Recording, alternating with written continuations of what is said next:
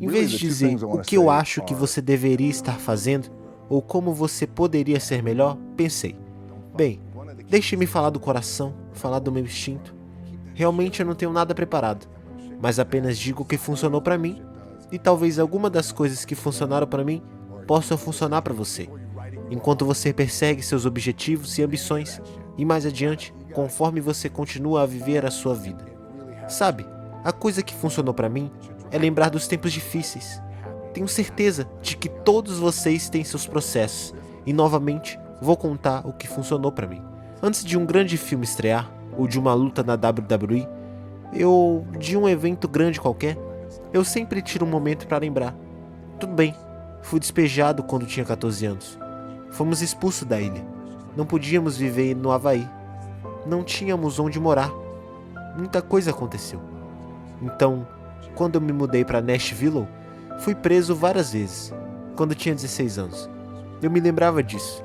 E isso me permite estar presente no momento e valorizar as coisas sagradas que tenho ao meu redor agora. Esse é o lugar com que eu sonhava quando eu era criança. Estou aqui. Joguei pela Universidade de Miami, joguei em grandes times. Harry Sape e Ray Lewis eram meus companheiros de equipe. Harry Sape jogava como ponta direita na época, e eu estava começando como defesa. Um dia ele olhou para mim e disse: "Ei, vou tomar o seu lugar." E eu disse: "Você não vai tomar meu lugar." E ele respondeu: "Vou tomar o seu lugar." E tomou. Você pode imaginar como isso foi para mim? Porque ali se foi minha oportunidade. Ele entrou, trocou de posição e incendiou o mundo. Isso me destruiu. Destruiu meus sonhos. Eu tive um último ano péssimo, produção zero, sem NFL, sem convite para o Combine, nada. Joguei no Calgary Stampeders, ganhando $250 canadenses por semana. Eu tinha que mandar esse dinheiro para casa, para minha esposa. Não tínhamos dinheiro.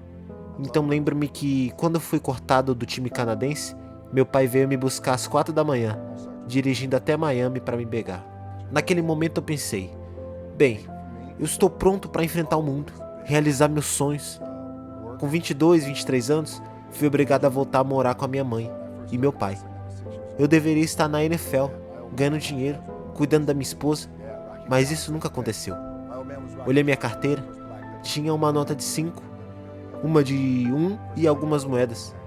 Pelo menos arredondei para $7. Pensei: Deus, isso não é nada. Tenho $7 no meu bolso, e agora? Você sempre terá haters. Haters vão dizer: quantos filmes você vai fazer? Quantos mais você vai fazer? E a resposta é: mais um. Vou continuar.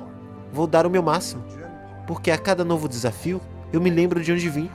Eu me lembro das lutas das noites em claro, dos $7 no bolso e das vezes em que o mundo parecia estar contra mim. Sabe, algumas pessoas vão tentar limitar você, dizer que você não consegue ou que você já fez o suficiente. Mas eu digo a vocês, não há limite. Cada novo sucesso, cada conquista é só mais um passo. A meta é nunca parar, é continuar quebrando barreiras e provando a si mesmo que você pode ir mais longe. Eu aprendi que o trabalho duro e a disciplina são os melhores aliados. Não há atalhos, não há substitutos. Cada gota de suor, cada hora investida, cada fracasso pelo qual você passa contribui para o seu crescimento. Acredite, o fracasso é um dos melhores professores. Ele te mostra onde você precisa melhorar, te faz mais forte, mais resiliente. É isso que eu digo para vocês. Mantenham as costas contra a parede. Esse é o momento em que você mais cresce. Sinta a pressão, use-a como combustível, porque quando não há outra saída, a única opção é seguir em frente e superar. E ao fazer isso, você não só está se provando para o mundo, mas, mais importante, está se provando para si mesmo. Se você deseja dar um passo significativo em direção ao seu crescimento pessoal e alcançar novos patamares, acabamos de lançar o e-book 56 Dias de Motivação, um guia diário repleto de mensagens motivacionais e reflexões profundas. Se quer saber mais, clique no primeiro link que está no comentário fixado.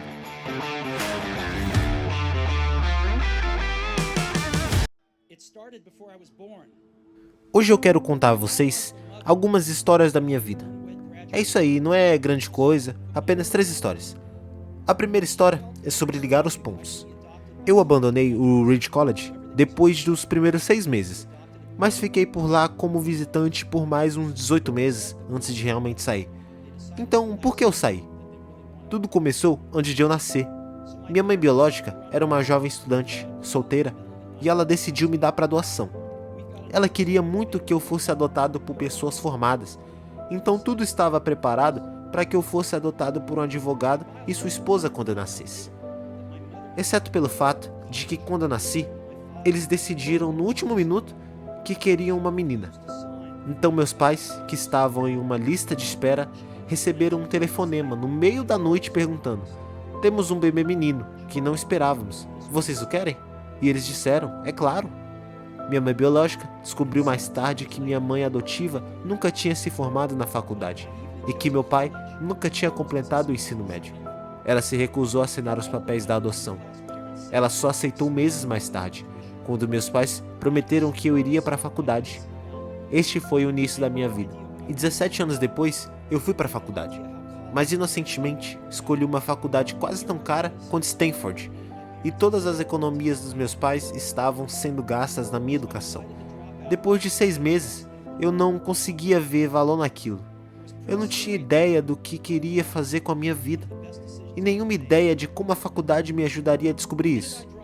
Lá estava eu, gastando todo o dinheiro que meus pais tinham, juntando por toda a sua vida.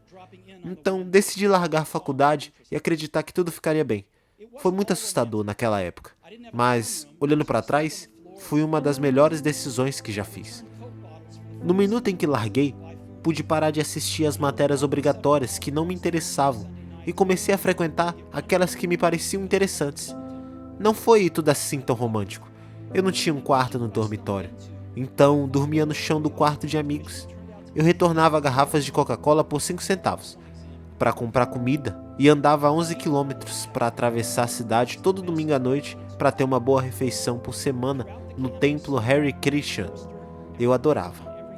Muito do que encontrei seguindo minha curiosidade e intuição se mostrou de valor incalculável mais tarde. Vou dar um exemplo. O Reed College, naquela época, oferecia talvez a melhor formação de caligrafia do país.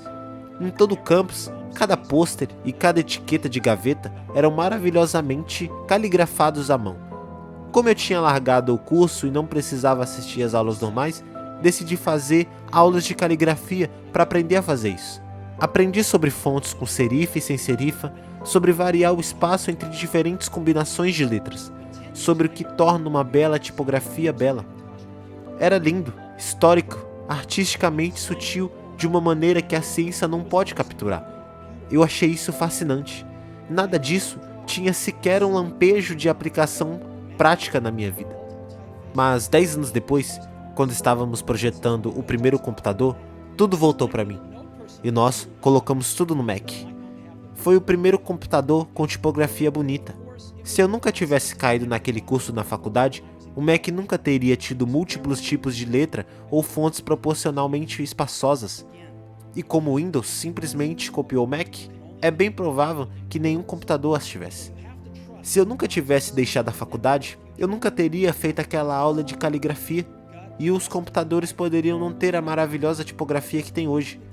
Claro que era impossível conectar os pontos olhando para frente quando eu estava na faculdade, mas ficou muito claro olhando para trás 10 anos depois.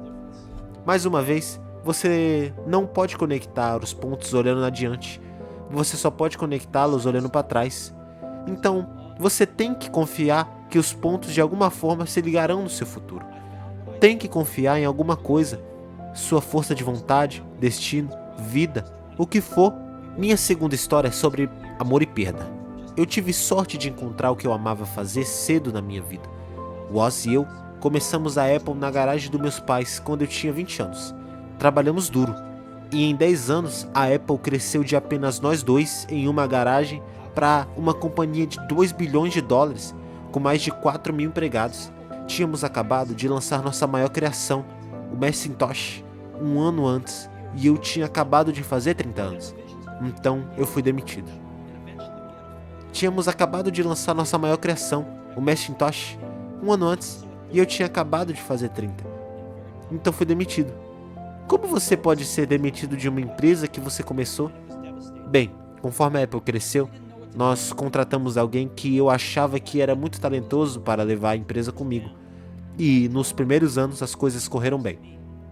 Mas então, nossas visões do futuro começaram a divergir e eventualmente tivemos uma briga. Quando isso aconteceu, nosso conselho de administração ficou do lado dele, então aos 30 anos eu estava fora. E muito escandalosamente fora. O que tinha sido o foco de toda a minha vida adulta tinha ido embora, e isso foi devastador.